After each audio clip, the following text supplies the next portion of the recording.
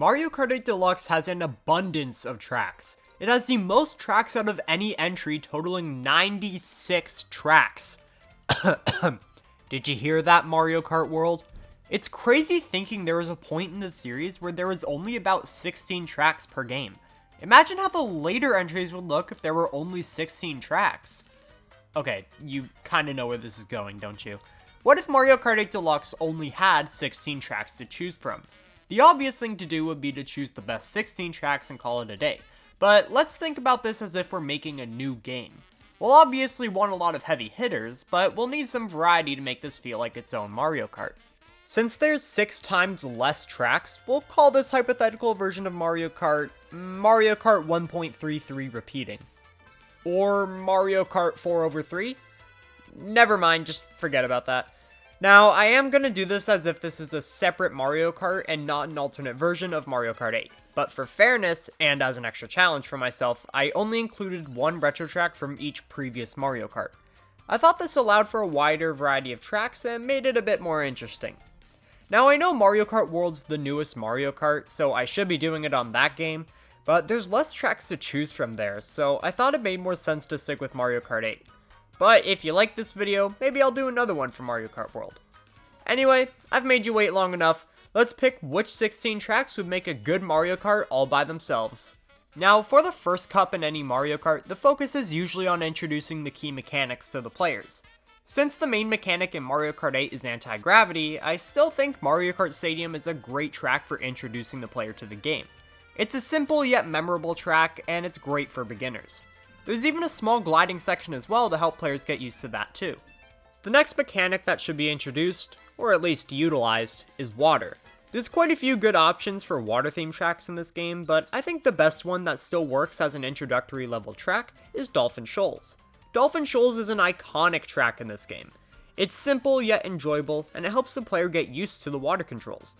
Not to mention, the music for this track is absolutely fantastic. The last mechanic that needs to be utilized in this game's first Grand Prix is gliding. Now yes, it has been in both tracks we've talked about already, but it hasn't been used to its full potential.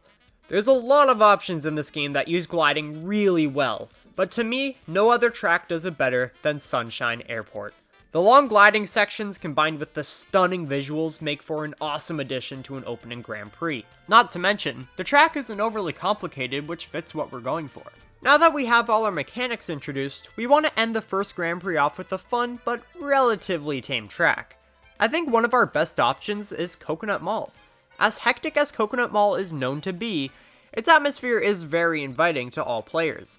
It's a great medium difficulty track to end the first Grand Prix off with a bang, without being too overwhelming to new players. I think that's pretty good for our first cup. These tracks help the players get a feel for the game while also offering some fun as well. For the second Grand Prix, we want the tracks to remain fairly easy, but get a little more interesting than the introductory ones.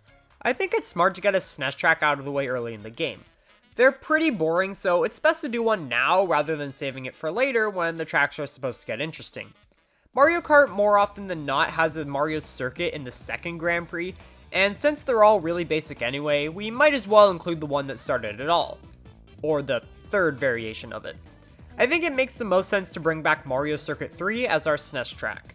It's basic, sure, but also incredibly iconic. Next, it makes sense to include a desert track. Every Mario Kart tends to add at least one new desert-themed track, which makes sense considering it's also a very popular theme among mainline Mario games. Out of our options here, I think Calamari Desert is both the most interesting and recognizable desert track in Mario Kart 8. So, I think it deserves to be included here. Now, I think it's smart to include 2 heavy-hitting tracks to end off this Grand Prix. The first of which I think should be Squeaky Clean Sprint. This was one of my favorite tracks in Mario Kart 8, and I think it'd be a great inclusion here. Next up, I'm sure none of you are going to be surprised me of all people want this track included, Waluigi Pinball. It's one of the best and most iconic tracks in Mario Kart. I think it's a great way to end off our second Grand Prix. Alright, moving on to our third cup, tracks start to get a bit harder here. Starting the Grand Prix off, I think Mount Wario is a great way to start. You can't have Waluigi without Wario, and vice versa. Mount Wario is just simply an incredible track. While I don't think of it as being hard, it does have some challenging sections, specifically this one with all the trees. Next, I think Ninja Hideaway is a perfect candidate for this cup. It's not only one of the best tour tracks, but it's one of the best tracks in Mario Kart 8. It's super creative and makes for an awesome experience. Plus, on higher CCs, this track can be really tough, making it perfect for this cup.